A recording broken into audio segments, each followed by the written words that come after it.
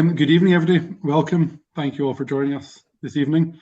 We're here. Welcome to the launch of the 26 in 26 project, which is a new social justice project organised by Christian Aid and Church Action on Poverty.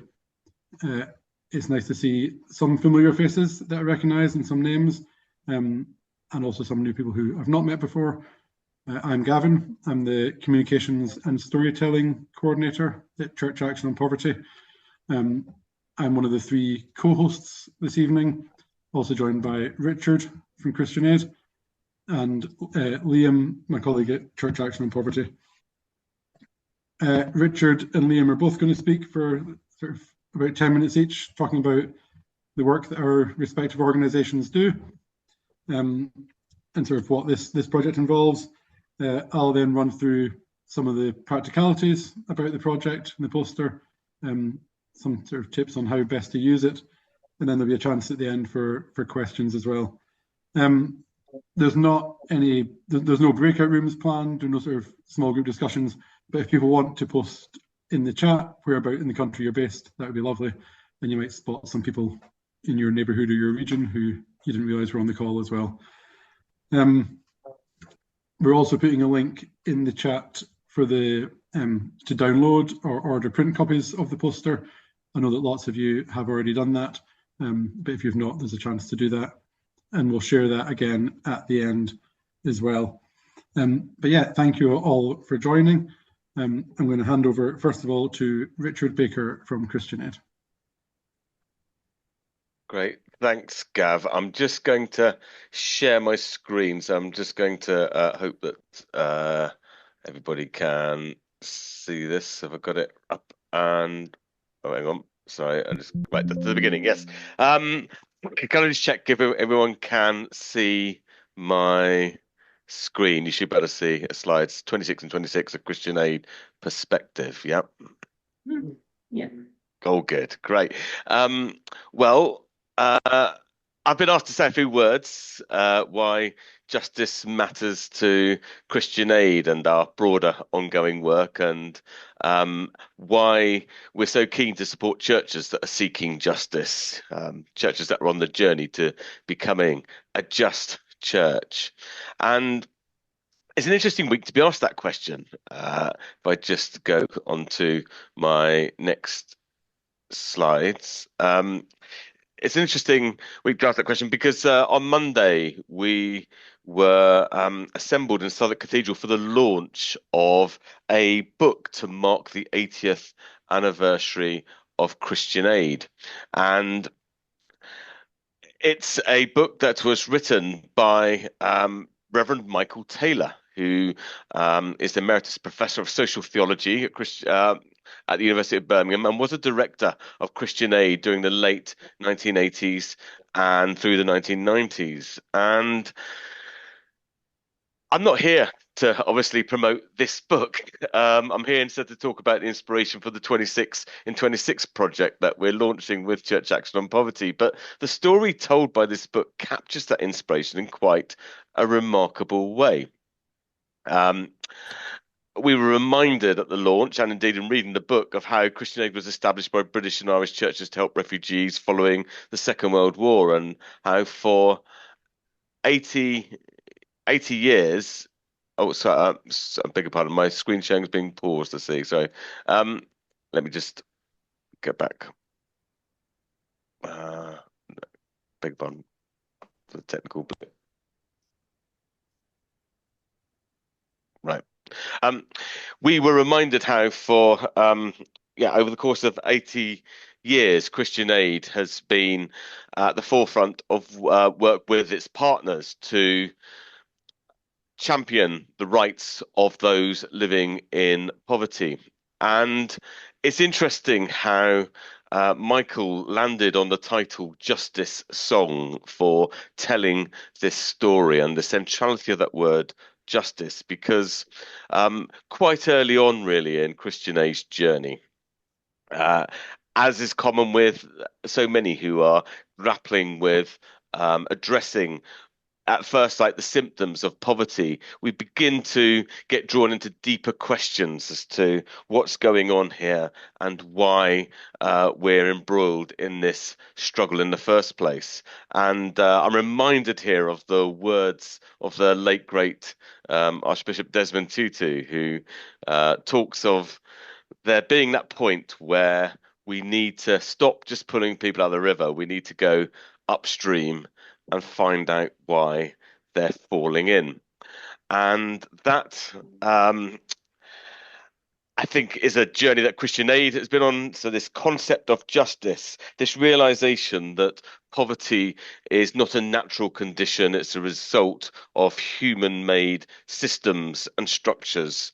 And therefore, what we're talking about is an injustice that needs to be righted. And insofar as we recognise that, we are standing on the same ground as many a secular agency, of course, and secular groups that are addressing poverty and injustice.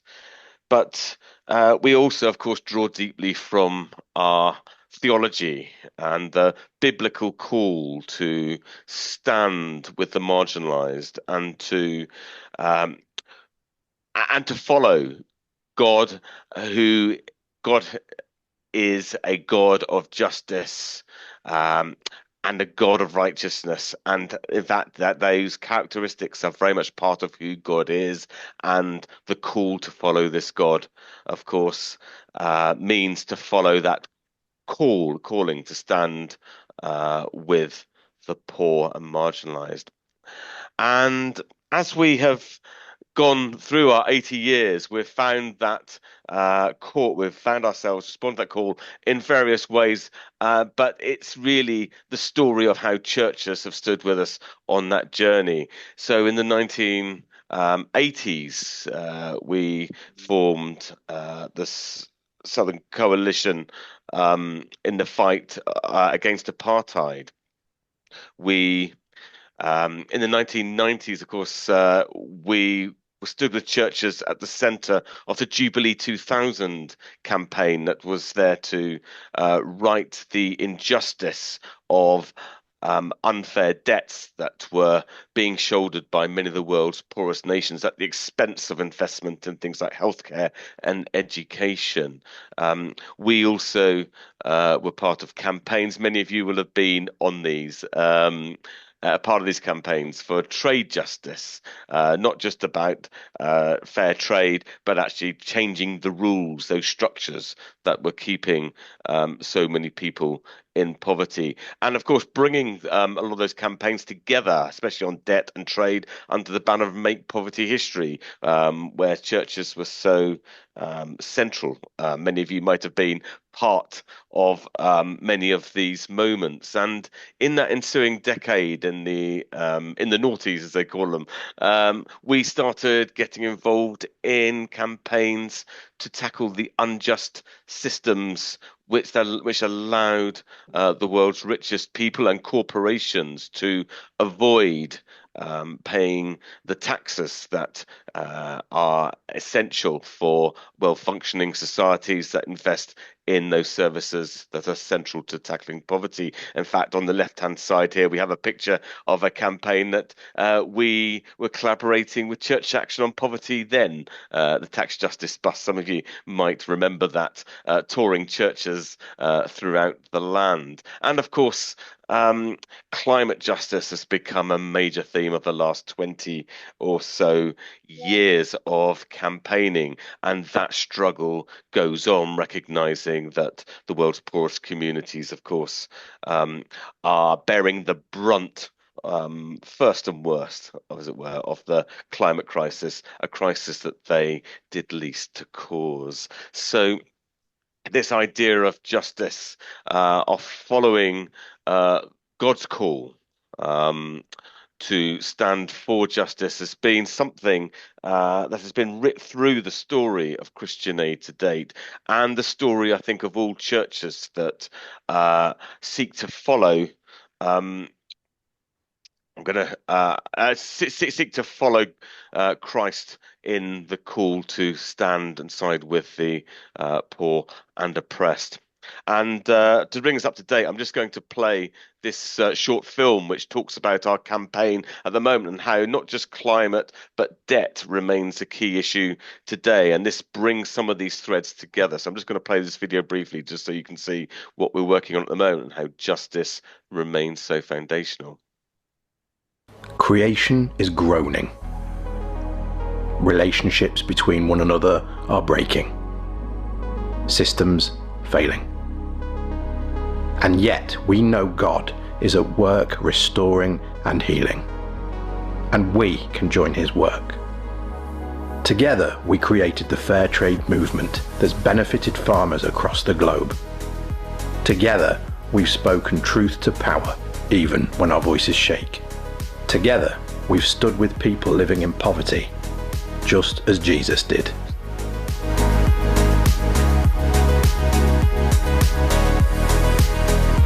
Right now, reckless polluters and greedy lenders are fueling the climate crisis and trapping countries in debt. 25 African countries spend more on debt payments than education, meaning millions are missing from school. Meanwhile, droughts and floods are destroying communities. People living in poverty are hit hardest. It doesn't have to be this way. Together, we can play our part in God's work to restore creation and see the flourishing of all people. Join us.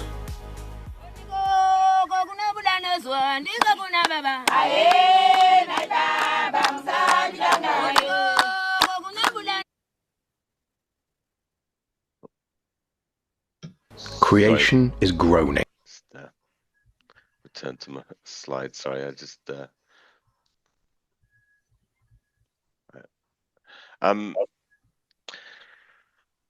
story here is actually so much bigger than the story of Christian Aid's 80 years.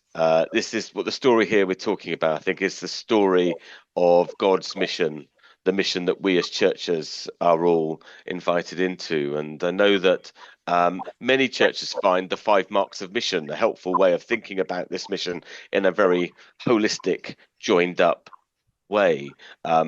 They stem from the Anglican Communion, but churches of all denominations I know have often adopted these and found these helpful. So these 5 marks of mission kind of capture the breadth of what we're talking about here, what it means to join in this story. And one of the things that we often hear is that churches kind of know what the first 2 are all about, and that's what they feel they're doing week in, week out, proclaiming the good news of the kingdom, baptizing, nurturing and teaching new believers, the work of evangelism and discipleship. And churches are very, very well accustomed to responding to human need, often very much on their doorsteps. Responding, we've seen how churches have risen to many of the challenges in recent years, whether it be through food banks, whether it be through debt counselling services, and indeed at a global level, getting involved in things like Christian Aid Week. And the 5th one, the safeguarding the integrity of creation, we only have to look at the growth of schemes like Eco Church to see how churches are responding to that particular aspect of mission. But I think it's fair to say that a lot of churches find it hard to know where to begin with the 4th one, the transformation of society's unjust structures. It sometimes just seems very big. We don't always know where to start. And this is why we at Christian Aid are so pleased to partner with Church Action on Poverty with the 26 in 26 project, because here we have identified 26 ways in which churches can get started, 26 ways which are within reach, I think, of most what we might call ordinary churches, but ordinary churches who are, of course, extraordinary in their own ways. So we believe that it can really start with something very small and simple that happens in the sort of things that churches do week in, week out, in the teaching, in the worship, maybe even in song, because actually the things we sing, as well as the things we pray for in church on a Sunday or any other point in the week, they can often be where this justice seeking, this journey towards becoming a just church starts. So 26 ways, which I think are great for a church starting out, but are also next steps for a church wherever they might be on this journey to becoming a just church. So we're very excited to be part of this, and thank you. Thank you for joining us.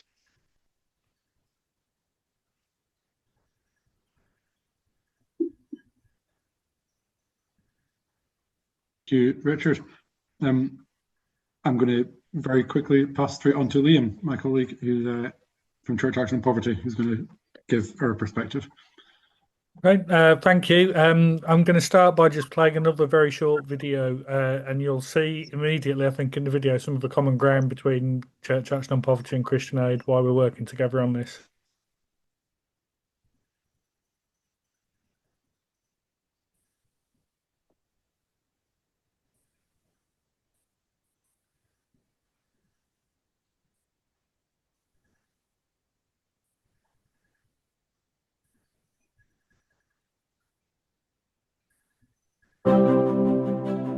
We spend a lot of time as a country dealing with crisis and poverty. But what if, instead of always pulling people out of the river, we found out what was sweeping people into difficulty in the first place?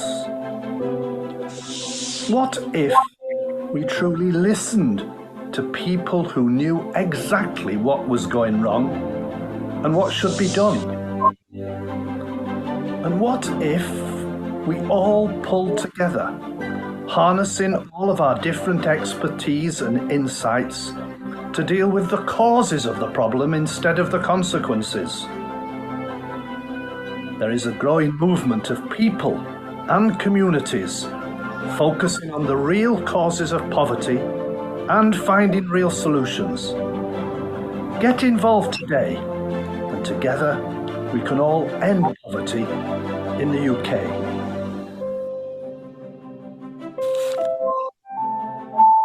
Find out more at church-poverty.org.uk.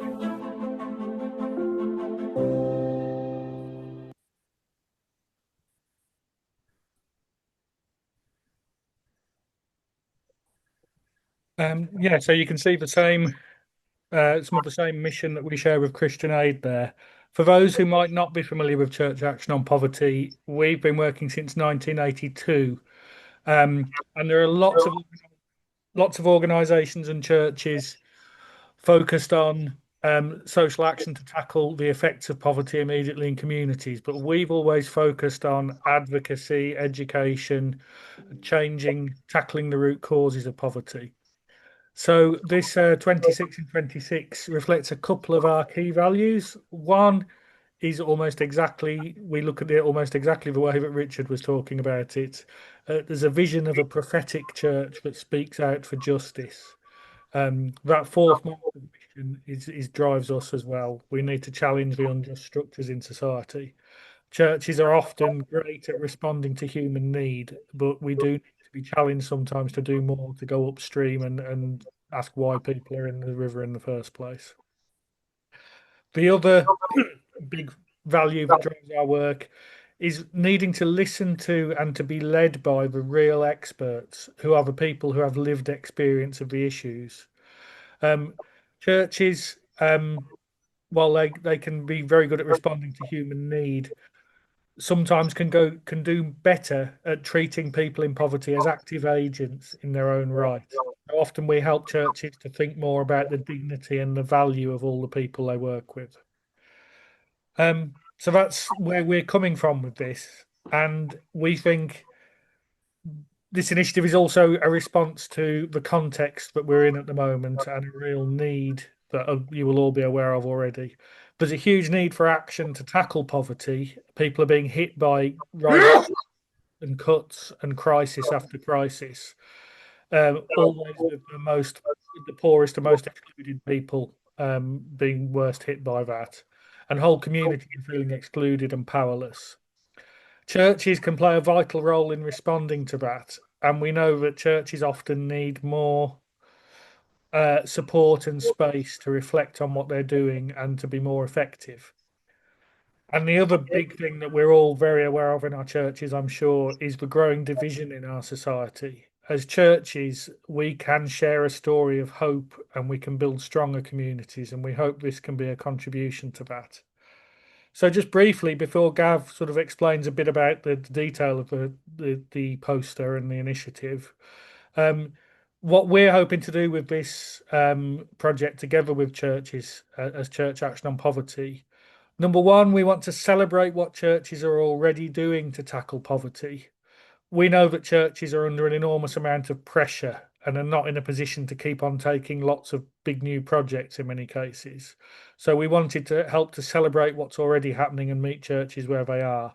You'll probably find there's a number of things you can tick off straight away on the poster, which is always a nice feeling. But we do want to challenge and support churches to do more by laying out easy paths to explore what more you can do.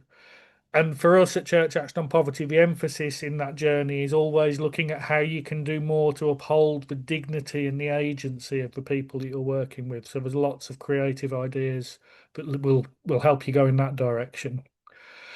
And thirdly, we really wanted to show the connections between poverty here in the UK and poverty overseas. We love working with our friends at Christian Aid. We've got the same values and vision, and we know that the same unjust structures trap people in poverty here and overseas. So we want churches to see how they can work to tackle poverty here and overseas at the same time. It isn't either or, it's both and.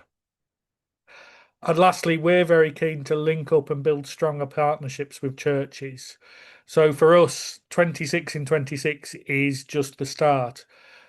We've got a full program we'll be launching next year called Just Church, which is building on many of these same values and ideas. And we hope churches will consider moving into that full program once they've finished the 26 in 26. So thanks, everyone. I'm going to hand over to Gav again now. Thanks, Liam, and thanks, Richard. Yeah, I want to just run through some brief logistics on the poster. You can see a small inset copy of it behind me on my screen. I'll share another copy shortly. I've just put back in the chat again the link for anybody who's not yet had a chance to order the poster. It is available through our website. Far and away, most people, you'll be posted a copy. There is an option if you've got a good quality colour printer that can print in A3.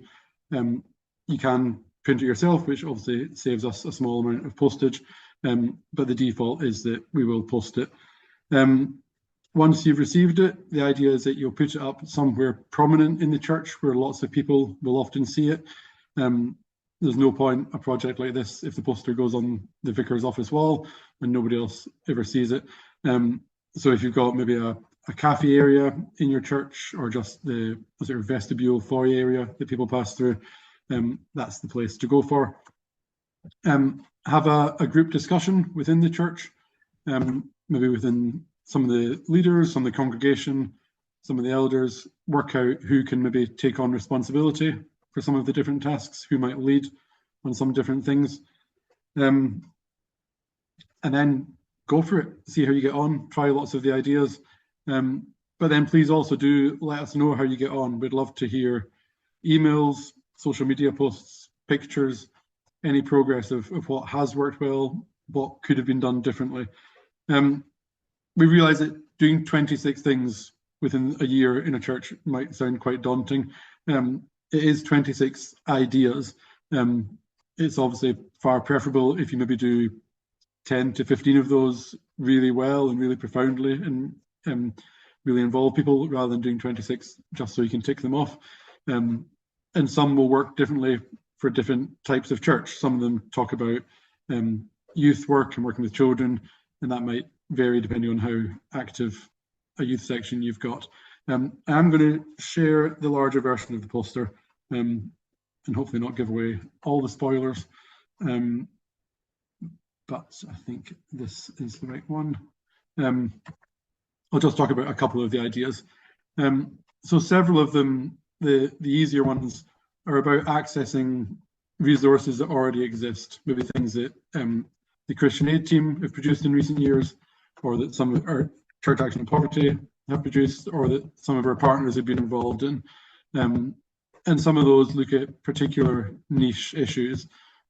So, for example, one of our former trustees, Steph Benstead, wrote a book last year called Just Worship, which is a really powerful first-person exploration of what it means to live a just Christian life. Steph brings really powerful, compelling first-person insights as a disability activist, somebody who's been involved in lots of grassroots campaigns or in Speaking Truth to Power. That resource exists. Many of you will already have it or have read it. It's not necessarily something that you want everyone in your church to have to read, but there'll be somebody who's got that particular interest and could look at that resource and then share what they've learned with other people in the church. Christian Aid have done some work to produce some new, more innovative worship songs, which are brilliant for all age services or with children. So there's a link there to access those resources. Christian Aid have also produced some really powerful films in recent years to accompany Bible studies. So all of that is stuff that already exists, in which you can use and access and serve in your services. And then there's some ideas which are around how the church might engage with topical issues and with things that are happening in politics and in the news. So there's a suggestion there that you might break bread with your elected politicians, whether that's councillors, MPs, MSPs, members of the Welsh Assembly. There's a really good guide there showing that even having a cup of tea and biscuits, or if you know to do the full communion, with politicians can really help to build profound relationships that can be really effective and really positive for years to come. And then there are also suggestions in there about events that your church might organise, things like maybe organising a community meal and deliberately inviting some of the active grassroots organisations that are in your community that are working on different aspects of social justice, maybe who've got a deeper understanding of excuse me, a deeper understanding of poverty or of racism or of disability and justice, and who, just by having a conversation, you can gain so much insight and so much expertise from different people in your community and strengthen and widen your community at the same time. I think what may well happen, I'm going to stop sharing now, what we think is very likely to happen is that you'll start doing some of these ideas, and then it'll lead off in tangents that we haven't anticipated, and maybe you haven't anticipated, and you might find that somebody in the church has got a real passion for one particular aspect of this work, and you'll come up with your own ideas for exploring social justice further, which is wonderful. Please don't feel sort of hamstrung by what's on the list.